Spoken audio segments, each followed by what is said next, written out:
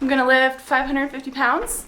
Had my superfood smoothie and piece of bacon, so we're ready to go. My concern is that my shoulder is hurting a little bit, but other than that, I'm feeling good and we'll see how it goes.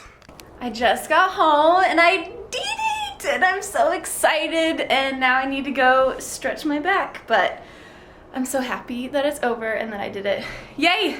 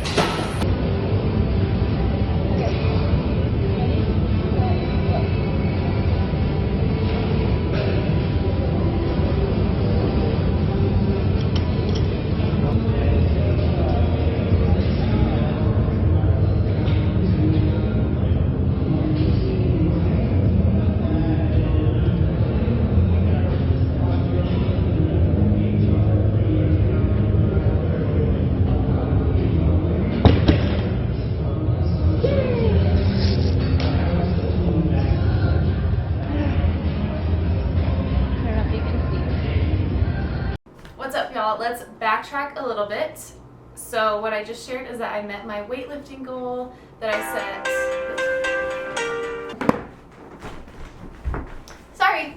I met my weightlifting goal that I set back at the beginning of 2020, and I actually achieved it. It was either the last week of January or the first week of February, I don't remember, but I achieved it pretty quickly, which was great. I wanted to get 550 pounds between bench press, squat, and deadlift, like a powerlifting meet, but I didn't want to go to a powerlifting meet because I like to do my own thing. But I just wanted to give you, first of all, I'll show like all the footage in the gym of like the week before and then the week I got it. Couple failed lifts, couple good lifts, and then I just wanted to run through what I did to reach my goals. So I think it took me 5 weeks total, 5 or 6. So I would do 2 weightlifting days a week. That's it. I have a pretty physically demanding job, and I didn't want to put any more load on my back than I already was, which is why I also cut it at 550 instead of going towards 600 pounds, just because I could feel that possibly I could get injured if I went any higher. So I'm happy with what I got. I did 2 weightlifting days. One day was purely for strength. Like, I'm doing squat, then bench, then dead, as high a weight as I can. I don't know if that's like a great idea to do that 5 weeks in a row, but it worked for me. And then the second day I did some accessory work for my pecs, my triceps for bench press, and then glutes, hamstrings, quads for the squat and deadlift. I would go in the like 5 to 10 rep range, and I think I picked like 2 exercises per muscle group. So I was in the gym for an hour, 45 minutes to an hour. I also emphasized single leg work a lot because I know my right leg is lacking. And on the bench press, I think my right arm is lacking, but when Tim spots me, he says it's my left. But regardless, it's really important to do single limb work just to even out your arms and legs, so one side isn't carrying all the weight. So I'll quickly run through like what a typical warm-up would be before weightlifting.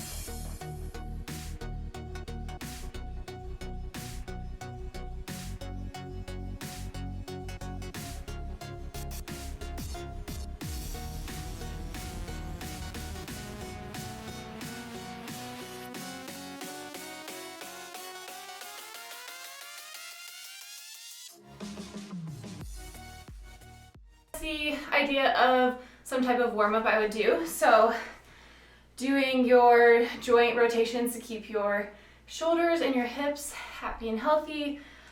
Doing some core and spine work to get all your stabilizer muscles turned on, and then just getting the grooving of the squat pattern or the hip hinge pattern with some squat and lunge variations, and then turning on the glutes. So I hope that gives you an idea of a warm-up. Should take 10 minutes tops, 5 minutes minimum. And then I just personally went up in weight. So I'd start with a weight that was comfortable for 8 to 10 reps, then 5 to 6 reps, then 3 to 4 reps, then 2 reps, then 1 rep, and keep trying to add on weight to that. For the last 2 weeks, I got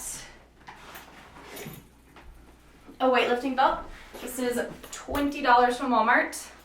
Recommendation from my friend. And I just wore this during heavier squats and heavier deadlifts. And it just let me go up about 15 or 20 pounds in weight, which was great.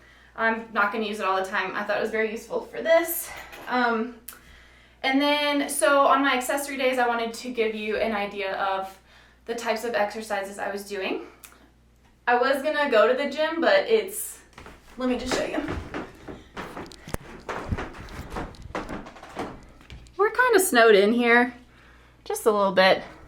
So we will pretend like we're in the gym. So for bench press, sometimes I would do a cable fly, but mostly I would just do single arm flat dumbbell chest press with a dumbbell. So that's where you're working on equalizing the strength in both pecs and triceps. That's pretty much all I would do for chest. Sometimes I would do an incline press with dumbbells, but I just trained the movement pattern that I wanted to get stronger in, but I just did it unilaterally. And then I had like 4 to 5 favorite lower body movements I would do that would translate to both squat and deadlift. One of them was the GHD machine or GHR, glute ham developer, glute ham raise. I'll put in a picture of one. I can't like pretend that I have one here because it's very weird, but your calves are like locked in place and you're leaning over the machine, and then pretend both legs are straight, but you're using your glutes and hamstrings to pull you back up. Or you can do it at a 45-degree back extension machine to add some weight. I would do the hip abduction machine really heavy because I found that when I got to the deep squat position, this knee liked to collapse in, so it was important to strengthen my abductors in this hip flexed position. So I did heavy abduction, and then did some goblet squats with a kettlebell in front, and then lunges and Bulgarian split squats, which are just so evil, and I don't like them, but they're so good for you. So grab dumbbells, kettlebells, a barbell on your back.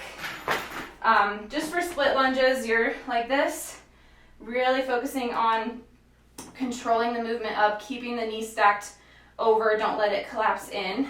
And then for a Bulgarian split squat, it's the same thing, but your back leg is elevated on a bench.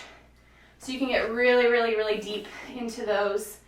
It targets your quads more if your foot is closer in towards your body, targets your glutes more if it's stretched out in front of you. So what else did I do for leg stuff? That's it, I think. Those are the main 4 things I would do. And I think it just helped my right leg kind of catch up to speed a little bit. And, sometimes I would do rows because with the deadlift, if you're lifting really heavy, you gotta pull your shoulder blades down and back to secure that weight. So I do some bent over rows as well. I hope that helps. I am so glad it's over. I love lifting heavy, but at the same time, I was ready to not push myself so hard just because I felt some soreness in my back. No injuries, just stuff that would linger, and then I would lift heavy patients at work. So it was like kind of just this cycle.